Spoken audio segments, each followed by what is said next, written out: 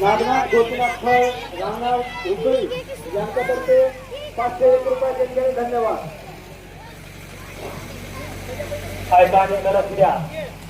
आज या परमभूमीवर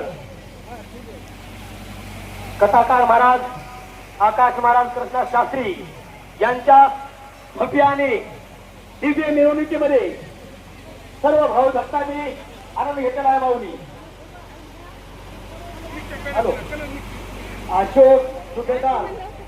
अशोक सुभेदार राहणार वाडी वाघोली यांच्यातर्फे 101 रुपये देणगी. धन्यवाद.